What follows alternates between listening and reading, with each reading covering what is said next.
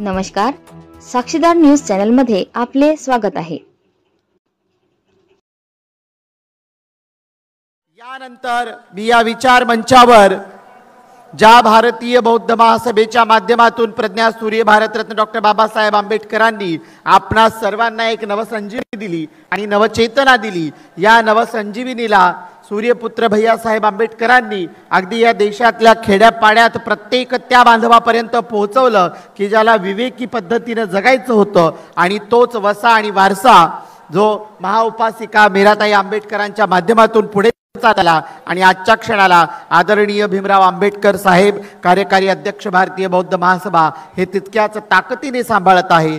मी आमंत्रित करते आदरणीय भीमरावजी आंबेडकर साहेबांना की त्यांनी आम्हाला मार्गदर्शित करावं।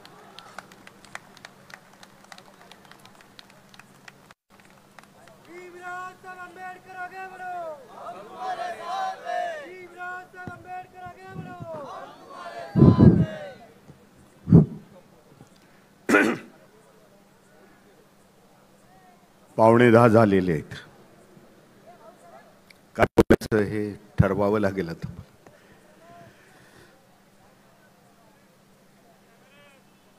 महाकरुणी तथागत भगवान गौतम बुद्ध महाराष्ट्राचे आराध्य दैवत छत्रपती शिवाजी महाराज, महात्मा ज्योतिबा फुले, सावित्रीबाई फुले, शाहू महाराज, संविधानकार बोधिसत्व डॉक्टर बाबासाहेब आंबेडकर, बहुजनांच्या सर्व महापुरुषांना विनम्र अभिवादन करून मंचकावरती आसीन बाळासाहेब आंबेडकर आणि सर्व मान्यवर, समय का अभाव है परंतु संविधानावरती बोलावं लागेल।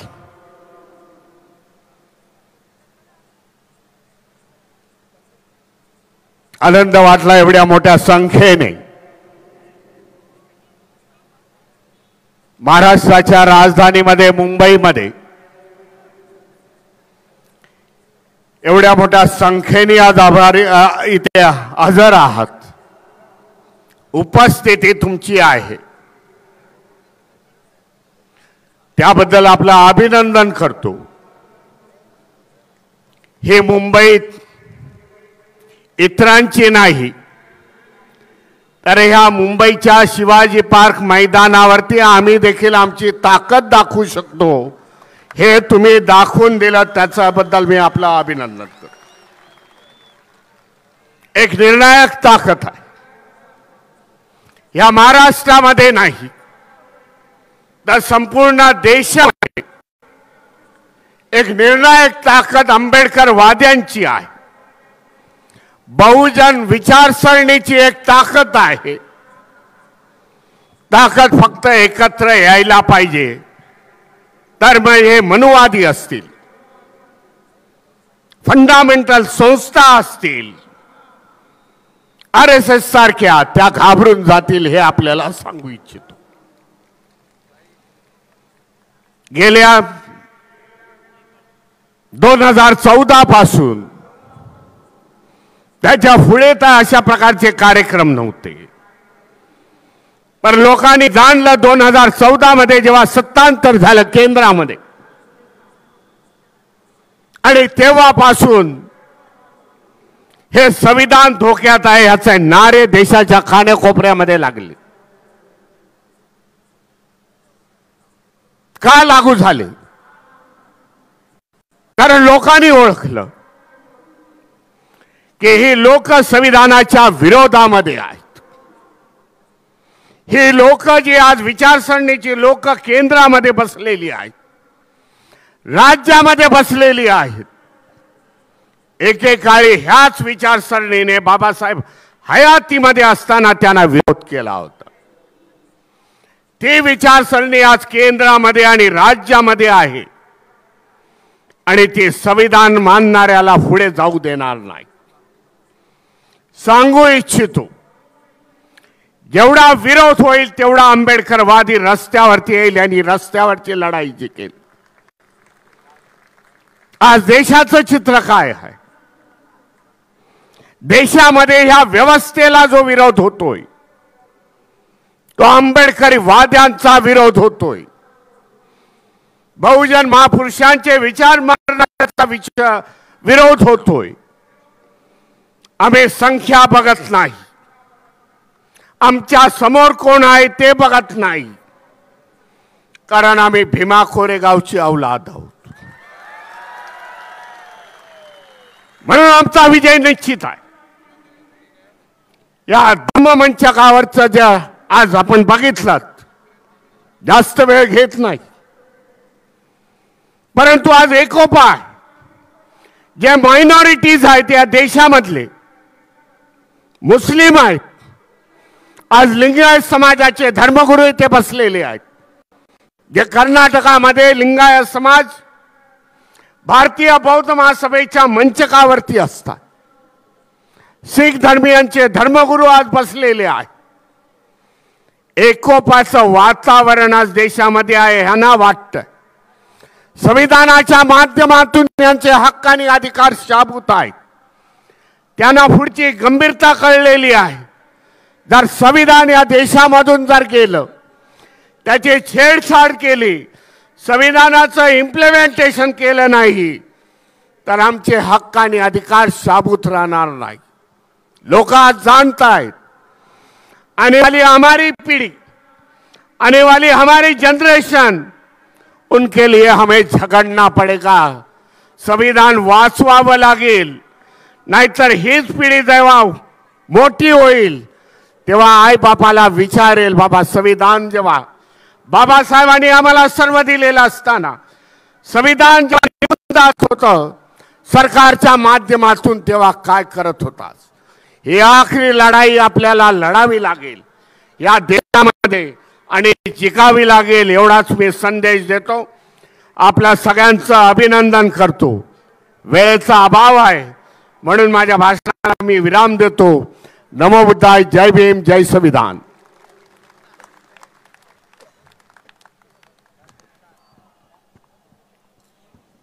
वंचित बहुजन आघाडीचा बाला साहेब आंबेडकर अब संघर्ष करो। यानंतर आपण सगळे ज्यांच्या मार्गदर्शनाची वाट बघत आहोत, इथल्या तमाम वंचित बहुजनांचे नेते ज्या वेळी या देशाच्या इतिहासाची पानं पालटली जातील, त्यावेळी सामाजिक क्रांतीसाठी या देशाच्या स्वातंत्र्योत्तर काळात जर कोणी ठाम भूमिका घेतली असेल, असं ज्यांचं नाव अग्रक्रमाने घेतलं जाईल, असे आमचे सर्वांचे लाडके नेते, आमचे सर्वांचे श्रद्धास्थान आदरणीय बाळासाहेब आंबेडकर आपल्याला मार्गदर्शन करतील। बाळासाहेब आंबेडकर अब संघर्ष करो, बाळासाहेब आंबेडकर अब संघर्ष करो। अरे जय जय जय जय जय भीम। भारतीय संविधानाचा, अरे संविधान के सम्मान में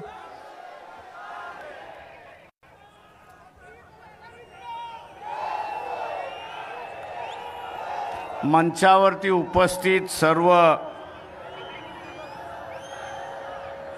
नेतेगण, निमंत्रित उपस्थित बंधूंनो आणि भगिनींनो, वेळेचा अभाव आहे याची मला कल्पना आहे।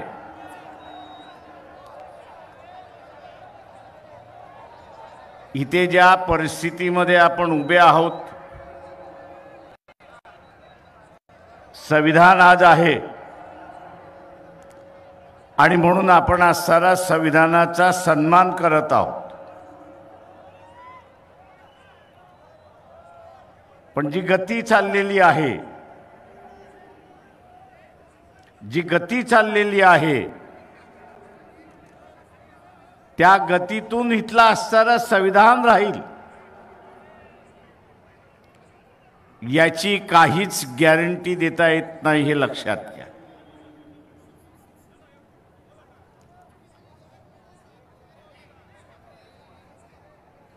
इथली काहीच गॅरंटी देता येत नाही.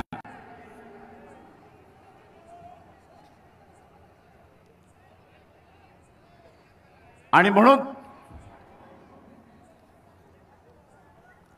इथला बहुजनवादी, फुले शाहू आंबेडकरवादी हा स्वतःला संविधानवादी म्हणतो. आज त्याच्यावरती जबाबदारी आलेली आहे की त्यांनी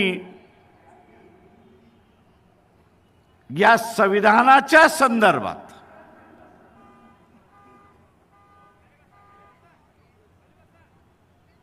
जी काही भूमिका या ठिकाणी बीजेपी RSS मांडते ती सर्वसामान्य माणसांपर्यंत घेऊन जाणं आणि काळाने टाकलेली जबाबदारी ही आपण ओळखली पाहिजे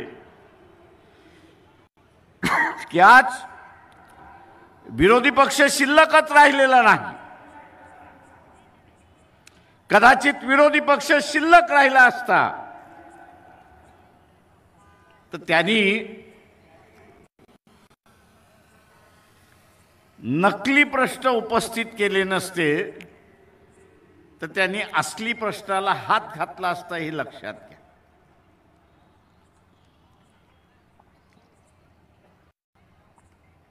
तो डोनाल्ड ट्रम्प तिकडनं ओरडतोय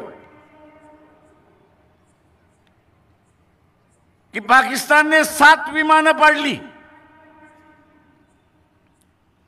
आणि इथला विरोधी पक्ष आणि राजकीय पक्ष मोदीला विचारायला तयार नाहीत की बा एक तर त्याला तरी उत्तर दे, नाही तर काय घडलं ते आम्हाला तरी सांग.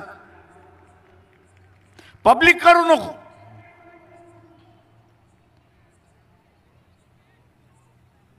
पण जे मान्यता प्राप्त राजकीय पक्ष जे आहेत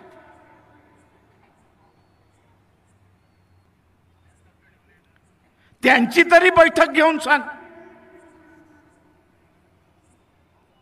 धर्माचं राजकारण चाललं. आम्ही इथल्या कुठल्या धर्माच्या विरोधात नाही,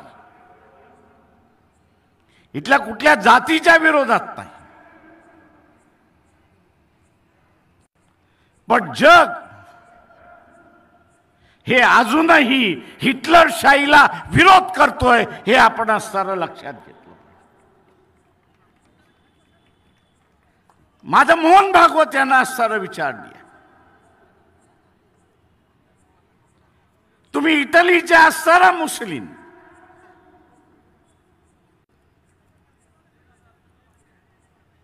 हिटलरला तुम्ही भेटून आलात की नाही 30 साली हे असताना सांगा. हे तुमचे आदर्श आहेत की नाही याचं असताना सांगा.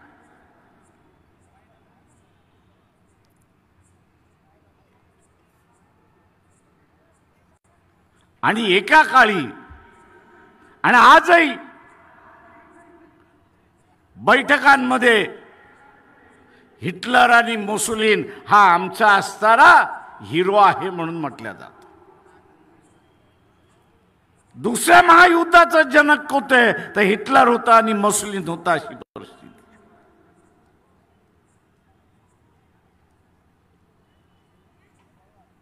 मोदी जो असणारा जगभर फिरतोय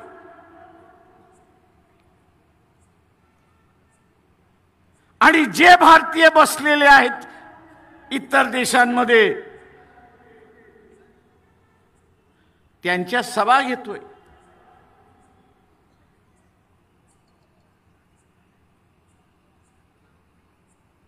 आपण पाहिलं असेल की अमेरिकेने सांगितलं आम्ही असणारा H1B1 विजा हा रद्द करतो आहोत. का तर आम्हाला असणारा आमची लोकसंख्या प्रोटेक्ट करायची आहे, तिला सुरक्षित करायची आहे. कशापासून सुरक्षित करायची आहे? बाहेरचा आलेला माणूस काही वर्षानंतर या देशाचा नागरिक होईल आणि काही देशाचा नागरिक झाला तर उद्याची इथली सत्ता जर त्याच्या ताब्यात घेतली तर हा इमिग्रंट जो आहे, बाहेरचा आलेला माणूस जो आहे तो या देशावरती राज्य करेल आणि आमच्या लोकांना गुलाम करेल अशी असणारी परिस्थिती. मोदीने फक्त भारतालाच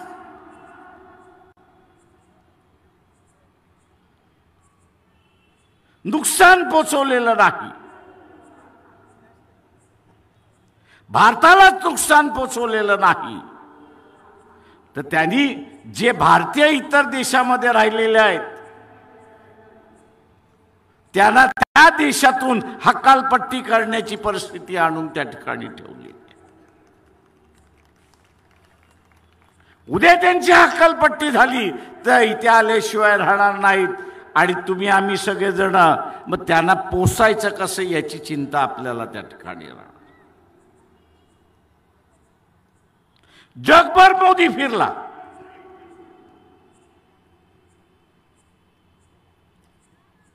रशियाचं कच्चं तेल मोदी जगभर अंबानी मार्फत विकत राहिला, रिलायन्स मार्फत विकत राहिला.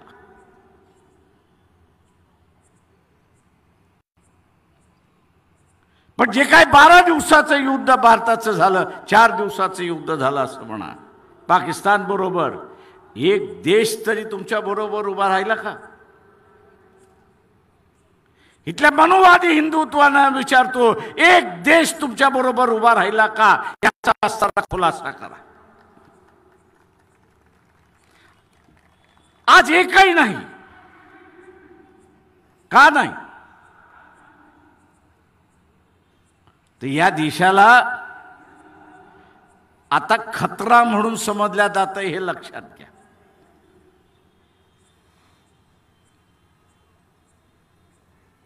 या देशाचे जे राजकारण करतात आहेत, सत्तेमध्ये आहेत, RSS BJP आहे, त्यांना असणारा जग आता खतरा म्हणून समजायला लागलेला आहे.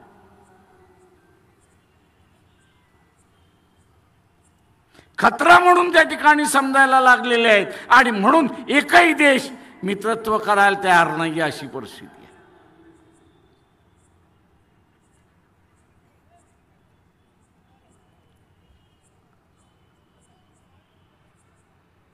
जगभरात मित्र नाही अशी असणारी परिस्थिती.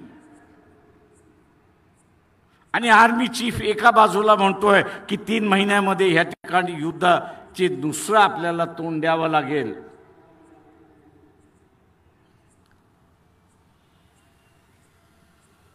पाकिस्तानला आज मदत कोण करते? अमेरिका करते, इंग्लंड करते, फ्रान्स करते, जर्मनी करते, चायना करते आणि रशिया सुद्धा करते अशी असणारी परिस्थिती.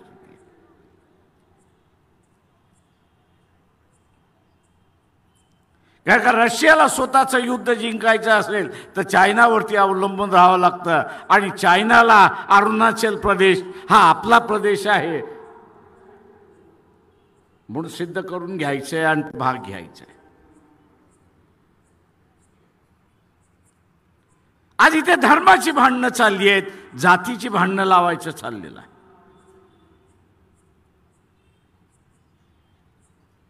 इथला मीडिया जो आहे तू ह्याची चर्चाच करायला तयार नाही. त्याच्यावरती बोलायला तयार नाहीये.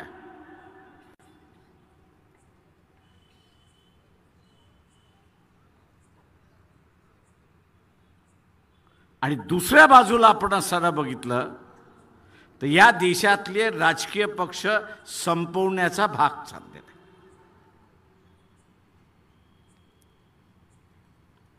विडा उचललेला आहे.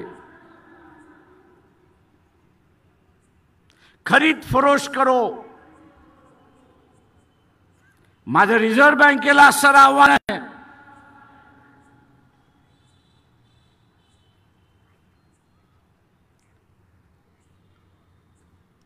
की मोदीने असं नोटा बदलण्याचा कार्यक्रम केला त्यावेळेस सांगण्यात आलं की 16 लाख कोटी अशा काहीतरी नोटा होत्या आणि रिझर्व्ह बँक स्वतःच सांगते की आम्ही असताना फक्त 15 लाख अमुक अमुक कोटी नोटा पुन्हा छापल्या. अरे हे त्या 1 कोटीचा असणारा 1 लाख कोटीचा असणारा जो फरक आहे नोटांचा तो गेला कुठे?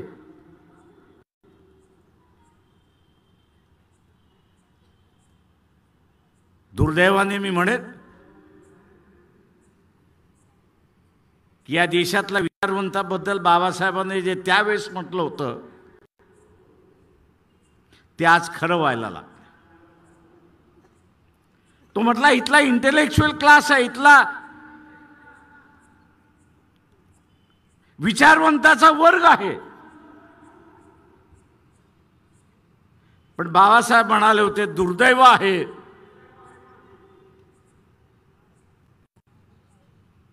की ऑनेस्टी जी आहे, प्रामाणिकता जी आहे ती मिसिंग आहे, ती नाहीच आहे.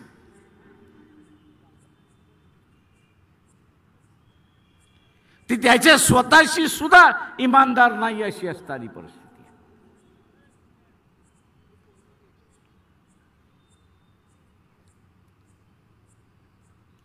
आणि म्हणून जोपर्यंत हे संविधान आहे तोपर्यंत आपण सारा देश म्हणून जिवंत आहोत हे असताना लक्षात घ्या.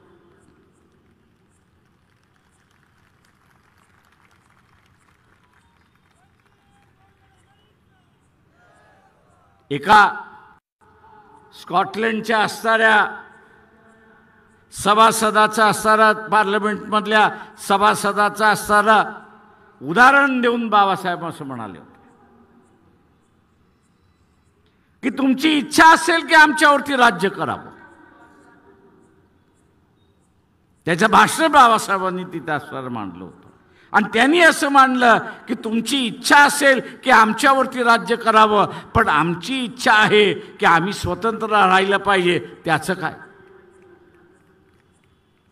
तो म्हटला संघर्षाशिवाय दुसरा मार्ग नाही. काय का तुम्ही आमच्यावरती राज्य करायला बघाल आणि आम्ही स्वतंत्र राहिलं पाहिजे याच्यासाठी आम्ही लढत राहणार. संघर्षाशिवाय दुसरा काहीच अर्थ नाही. ए मोहन भागवत, आव्हान करतो तुला की जे संविधान बदलतोयस ते म्हणतोयस,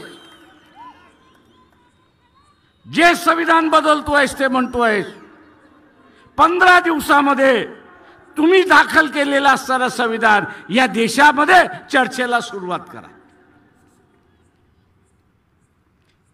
बाबासाहेबांनी लिहिलंय म्हणून आम्ही म्हणत नाही.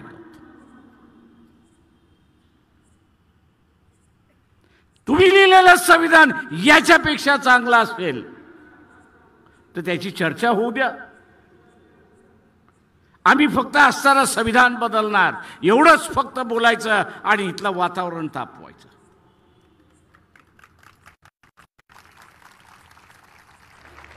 आम्ही संविधान बदलणार एवढंच म्हणायचं आणि वातावरण तापवायचं.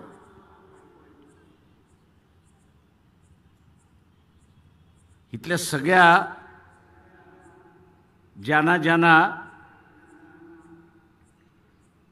या देशाचं असणारं सेक्युलरिझम संपवायचं आहे, निधर्मीवाद संपवायचा आहे आणि धार्मिक वाद बसवायचा आहे, त्यांना माझं असणारं सांगणं आहे आपल्याबरोबर पाकिस्तानलाही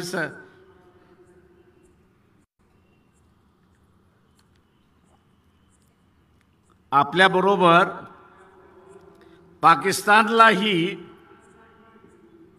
स्वातंत्र्य मिळालं. ईस्ट पाकिस्तान, वेस्ट पाकिस्तान 80% दोन्ही भागातली जनता मुस्लिम धर्माचे होते.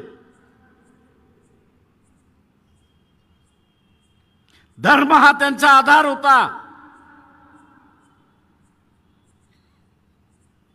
पण 70-71 मध्ये वेस्ट पाकिस्तानने ईस्ट पाकिस्तानवरती अत्याचार केले. त्यांची असणारी लोकशाहीतली मेजॉरिटी त्यांनी असणाऱ्या स्वीकारली नाही. युद्ध झालं, नवीन बांगलादेश निर्माण झाला. नवीन बांगलादेश या ठिकाणी निर्माण झाला. ताजं उदाहरण आपल्याकडे आहे की धर्माच्या आधारित राष्ट्र हे कधी टिकत नाही. धर्माच्या आधारे राष्ट्र कधी टिकत नाही. राष्ट्र हे टिकतं समतेच्या जोरावरती. राष्ट्र हे टिकतं स्वातंत्र्याच्या जोरावरती, राष्ट्र हे टिकतं बंधुत्वाच्या जोरावरती, सन्मानाच्या जोरावरती, धर्मावरती टिकलेलं नाही. आणि म्हणून चॅलेंज आहे की आणा तुमची संविधान जे लिहिलं असेल ते, खुलेआम त्याची असणारी चर्चा करू. ते आणू शकत नसाल, ते आणू शकत नसाल तर या देशाच्या विघटनेला तरी खातपाणी घालू नका, एवढी माझी विनंती आहे.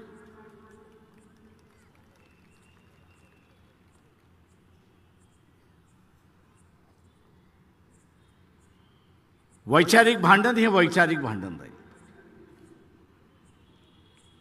आज वैचारिक भांडणाचं युद्धामध्ये दिसतंय. दोनदा युद्ध थांबवली मी.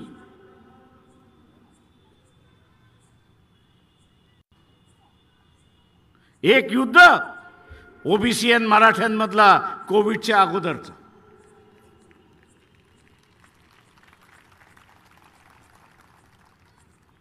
ओबीसी आणि मराठ्यांमधलं कोविडच्या अगोदर, आणि आता पुन्हा असणारं भांडण. यात्रा काढली नसती तर पुन्हा असणारं दोघांनी एकमेकांची घरदारं जाळली असते आणि संसार उद्ध्वस्त झाला असता. नामांतरामध्ये घर उद्ध्वस्त झालेला मी स्वतः माझ्या डोळ्याने पाहिलेला आहे.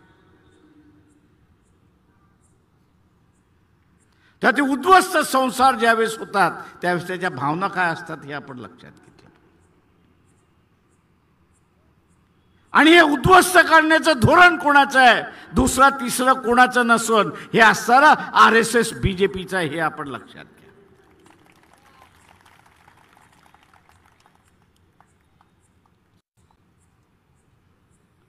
आणि म्हणून आम्ही असणारं इथं आव्हान करतोय,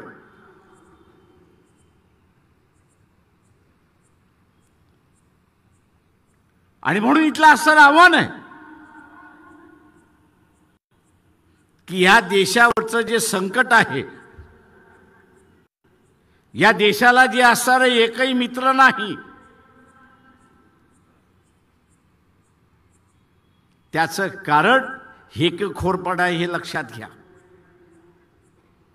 आणि हा एकेखोरपणा कोणाचा, तर या देशाच्या पंतप्रधानाचा नरेंद्र मोदी.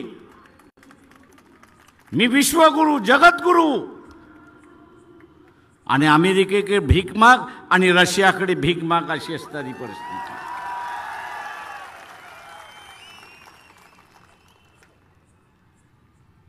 आणि ते मग म्हणतात ठीक आहे, इतर वेळेस तू हो जगद्गुरु,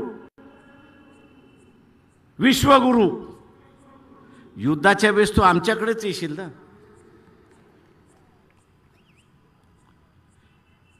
तेव्हा तुला हत्यारच आम्ही देत नाही, मग काय होणार आहे.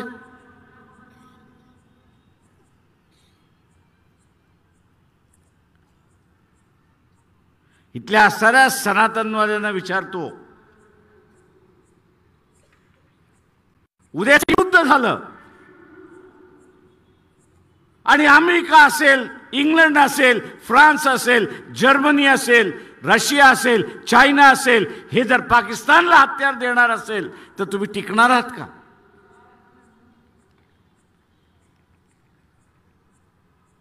आणि टिकणार नसाल तर होणार काही आहे.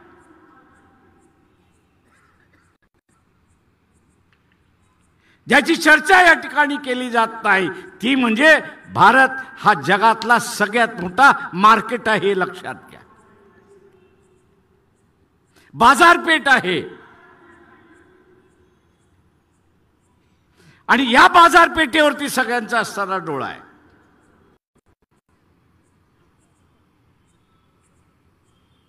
अगोदरच्या सरकारने थोडं थोडं थोडं थोडं सगळ्यांना असणारा दरवाजे उघडेट केले आणि आपले संबंध जपले.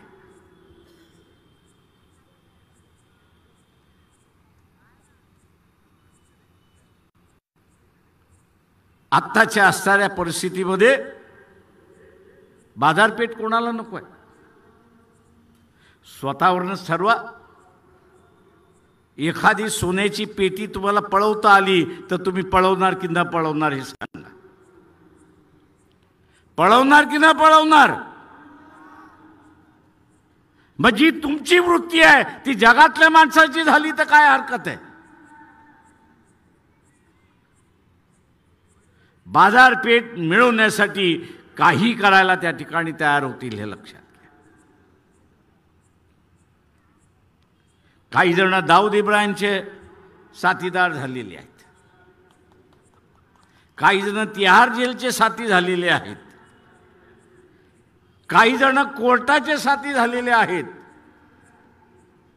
आणि मोदी ह्या सगळ्यांना त्या कठपुतलीच्या बावल्यासारखं नाचवतोय अशी असणारी परिस्थिती आहे.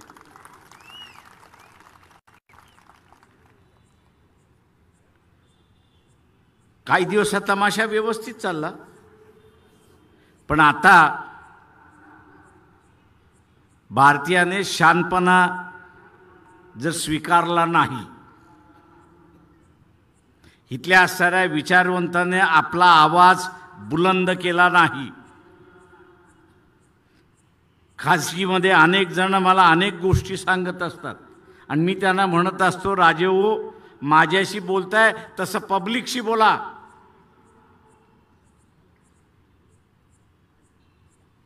ते म्हणतात कसं काय प्रकाशराव पब्लिकशी बोलायचं? बसलेला आहे ना. म्हटलं कोण? म्हटलं नरेंद्र मोदी. ते म्हणतात, म्हटलं नरेंद्र मोदी ह्या देशाचा नोकर आहे हे पहिल्यांदा लक्षात घ्या. तो आहे प्राईम मिनिस्टर, तो जगासाठी भारताचा प्राईम मिनिस्टर आहे आणि ते आम्ही मानतो. पण ह्या देशाच्या नागरिकासाठी तो एक नोकर आहे हे असताना लक्षात घ्या. सत्ता ही खऱ्या तुमच्या हातामध्ये आहे. सत्ता ही सर्वसामान्य माणसाच्या हातामध्ये आहे. पण तोच जर चिरीमरीमध्ये विकत गेला, जुनी म्हण होती राजा तशी प्रजा. आता फक्त उलट झालेलं आहे.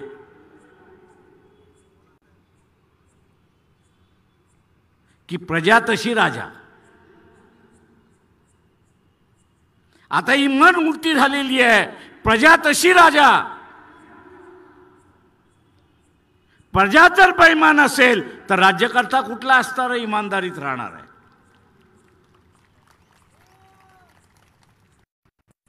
प्रजा जर बेईमान असेल तर राजा कुठे इमानदार राहणार आहे?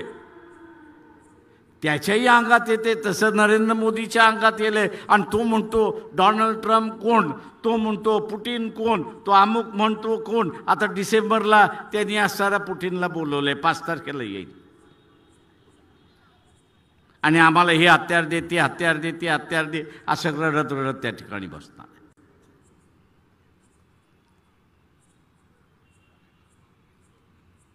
आत्ताचा असणारा हा जो काळ आहे, आपण आपल्या प्रश्नावरती तर लढतो. आरक्षणाचा असेल त्याच्यावरती लढतो, अभिमानाचा आहे त्याच्यावरती लढतो, बेरोजगारी आहे त्याच्या विरोधात लढतो. पण त्याच्याच बरोबर जे प्रश्न नव्हते ते मोदींनी आता निर्माण केले हे लक्षात घ्या.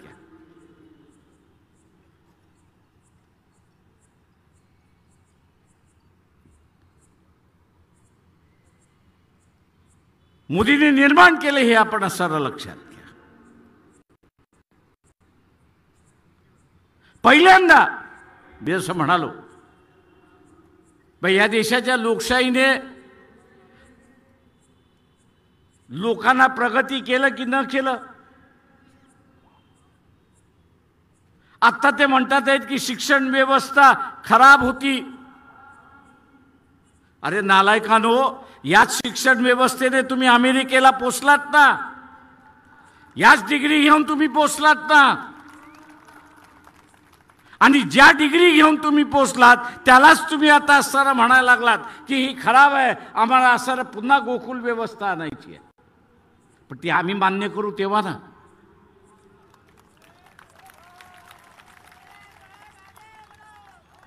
जुन्या गोटुलाची तुम्ही जर व्यवस्था केली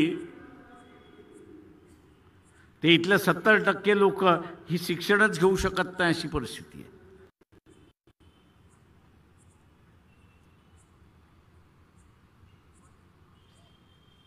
आणि म्हणून माझं आव्हान आहे आपल्या सगळ्यांना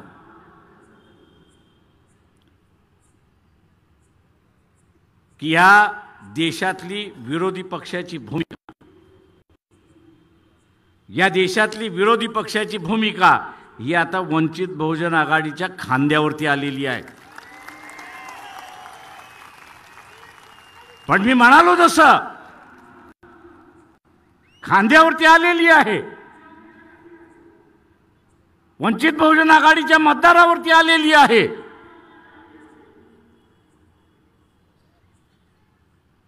पण या मतदाराचं चारित्र्य कसं राहणार, या मतदाराचं चारित्र्य कसं राहणार, तो स्वतःचा कबाब शबाब आणि महात्मा गांधी खाणार की इलेक्शन मधला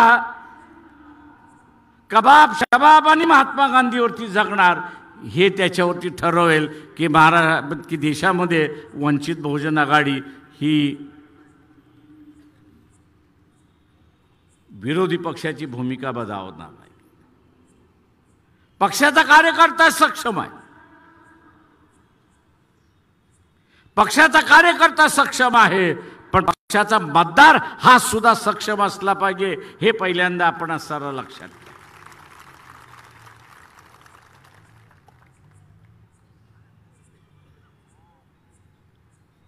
पक्षाचा मतदार हा सुद्धा सक्षम असला पाहिजे. आणि ज्यावेळेस पक्षाचा मतदार सक्षम असेल त्यावेळेस या देशातले विरोधी पक्षाची भूमिका ही आपण निभावू शकतो आणि निभावू शकतो, हे आपण लक्षात घ्या.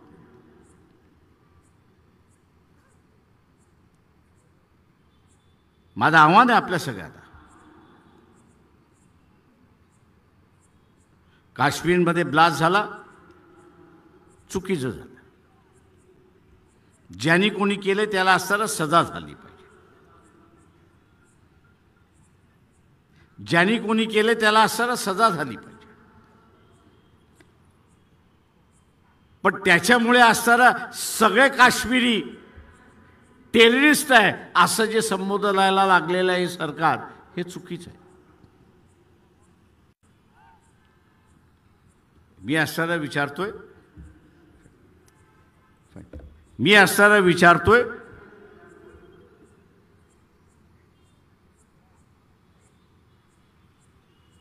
मालेगावचा ब्लास्ट,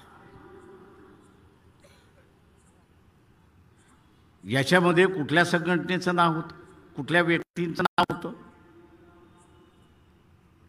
म्हणजे व्यक्ती ज्या समाजाच्या होत्या तो अख्खा समाज तुम्ही असताना म्हणणार आहे की टेररिस्ट आहे?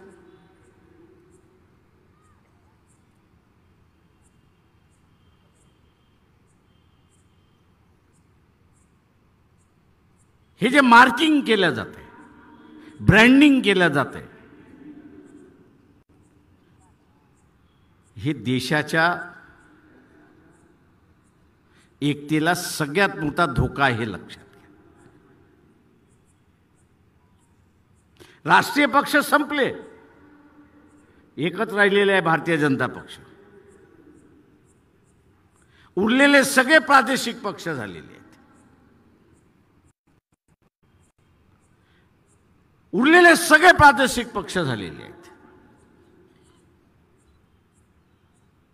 कदाचित उद्या येणाऱ्या काळामध्ये जे राष्ट्रीय पक्षांचं झालं ते या रिजनल पार्टीचं सुद्धा होईल. मग काय, खुलं मैदान, जे पाहिजे ते करा. जे समाजामधलं असणारं युद्ध, जातीमधलं असणारं युद्ध, धर्मामधलं असणारं युद्ध या देशाच्या वाटचालीवरती आहे, हे आपण लक्षात घ्या. आणि ही देण कोणाची आहे तर ही देण RSS BJPची आहे, हे आपण सरळ लक्षात घ्या. आणि म्हणून जे संविधानवादी आहेत ते राष्ट्रवादी आहेत, हे आपण लक्षात घ्या. जे संविधानवादी आहेत ते राष्ट्रवादी आहेत, जे मनुवादी आहेत ते ह्या देशाचे विघटक आहेत, हे आपण लक्षात घेतलं पाहिजे. जे मनुवादी आहेत ते ह्या देशाचे विघटक आहेत. आणि म्हणून आपण बघत असाल की या देशाचं विघटन गेले 2500 वर्ष झालं. कधीतरी अशोक राजे आले, त्यांनी केलं. शिवाजी महाराज आला, त्यांनी केलं. दक्षिणेमधले असणारे चोला आले, त्यांनी काही केलं नाही. तर उरलेली सगळं यांनी यावं आणि त्यांनी टिळकी मारून जावं, अशीच परिस्थिती आहे. आणि मी इथल्या तमाम भारतीयांना असणारं आवाहन करतोय की या परिस्थितीतून बाहेर पडायचं असेल तर स्वतःशी असणारा खूनगाठ बांधा की माझं मत हे मी RSS BJP कुठल्याही पक्षाला देणार नाही. हे जर आपण असणारं ठरवलं तर आपण असणारं या ठिकाणी शांततेने राहू शकतो, नाही तर अशांतता या ठिकाणी पसरणार. आपण आपल्या प्रयत्नाने ज्यांना ह्या देशाचं विघटन करायचं आहे त्यांना यशस्वी होऊ देणार नाही, याची खूनगाठ आपण सगळ्यांनी या ठिकाणी बांधली पाहिजे. ही खूनगाठ आपण बांधली पाहिजे.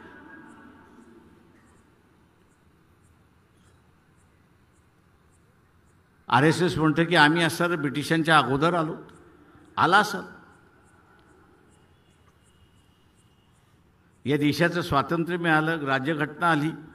या राज्यघटनेमध्ये लिहिण्यात आलं की कोणालाही संघटन स्थापन करण्याचा अधिकार आहे, पण तो करत असताना त्यांनी कुठल्या तरी असणाऱ्या नियमाखाली स्वतःला रजिस्टर करून घेतलं पाहिजे. आमचा सवाल आहे RSSला की तुम्ही स्वतःला रजिस्टर का करून घेत नाही? साधं गणपतीचं मंडळ आणि उत्सव स्थापन करायचा असेल तर तिथली सगळी माणसं उठतात आणि चॅरिटी कमिशनरच्या ऑफिसमध्ये जाऊन तिथला फॉर्म भरतात, टेम्पररी रजिस्ट्रेशन घेतात. कशासाठी? तर सरकारने सांगितले की इथं असणारा उत्सव साजरा करायचा असेल तर तुम्हाला असणारा चॅरिटी कमिशनर रजिस्टर झालं पाहिजे, जमा वजा खर्च तुम्ही त्यांना दिला पाहिजे.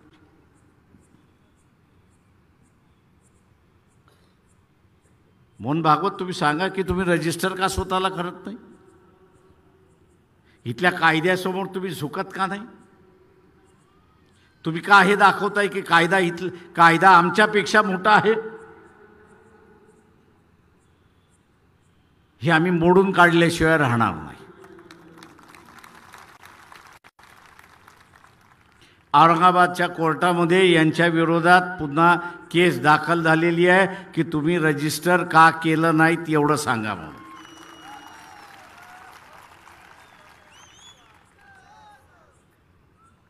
तुम्ही रजिस्टर करून घ्या, आमचं भांडण मिटलं.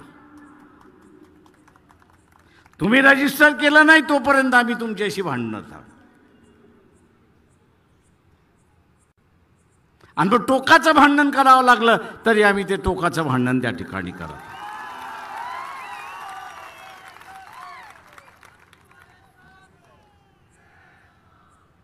त्या औरंगाबादचे पोलीस आता असणारं मला घाबरतात. का मी त्यांना असणारं म्हटलं की याच्यामध्ये तुमची साक्षी मी घेणार. तुम्ही असणारा जी संघटना रजिस्टर्ड नाही त्याला पोलीस प्रोटेक्शन कसं दिलं तेवढं सांगा. तुम्ही पोलीस प्रोटेक्शन कसं दिलं तेवढं सांगा. आणि म्हणून माझं आव्हान आहे आपल्या सगळ्यांना की एक जबाबदारी आपल्यापुढे येऊन पडलेली आहे आणि ती जबाबदारी पार पाडायची असेल तर आज जी उपस्थिती आपण आज शिवाजी पार्क मैदानामध्ये दाखवलेली आहे तीच उपस्थिती आपली जे इलेक्शन चाललेलं आहे त्याच्या मतपेटीमध्ये सुद्धा दिसलं पाहिजे, हे लक्षात घ्या. सभेतून आपण एक सुरुवात केली, पण तिला संपवायची असेल तर ती मतपेटीतून संपते हे असताना लक्षात घ्या. कारण का मतपेटीतून असताना इथला राजा तयार होतो हे लक्षात घ्या, आणि तो राजा इथला राज्य करतो. आणि म्हणून मतपेटीतून सुद्धा आपलं मत बाहेर पडेल ही अपेक्षा बाळगतो आणि आपली रजा घेतो. जय भीम, जय भारत.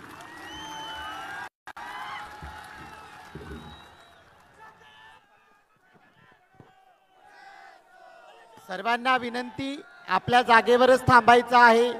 आपण संविधान अमृत महोत्सव साजरा करण्यासाठी संविधान सभेत जमलो होतो, आणि म्हणून आपण सगळे आता संविधानाच्या उद्देशिकेचं सामूहिक वाचन करणार आहोत आणि त्यानंतर राष्ट्रगीत म्हणणार आहोत. या संविधानाच्या उद्देशिकेच्या वाचनाचा आवाज हा एवढ्या जोरात तुमचा सगळ्यांचा असला पाहिजे की इथे अवतीभोवती काय अगदी नागपूरच्या चड्डीवाल्यांच्या चड्ड्या ओल्या झाल्या पाहिजेत. आणि म्हणून आपण सगळेच्या सगळे सामूहिकरित्या संविधानाची उद्देशिका वाचणार आहोत. आम्ही भारताचे लोक, भारताचे एक सार्वभौम समाजवादी धर्मनिरपेक्ष लोकशाही गणराज्य घडवण्याचा व त्याच्या सर्व नागरिकास सामाजिक, आर्थिक व राजनैतिक न्याय, विचार अभिव्यक्ती, विश्वास, श्रद्धा व उपासना यांचे स्वातंत्र्य, दर्जाची व संधीची समानता निश्चितपणे प्राप्त करून देण्याचा आणि त्या सर्वांमध्ये व्यक्तीची प्रतिष्ठा व राष्ट्राची एकता आणि एकात्मता यांचे आश्वासन देणारी बंधुता प्रवर्धित करण्याचा संकल्पपूर्वक निर्धार करून आमच्या संविधान सभेत आज दिनांक 26 नोव्हेंबर 1949 रोजी याद्वारे हे संविधान अंगीकृत आणि अधिनियमित करून स्वतः प्रत अर्पण करीत आहोत.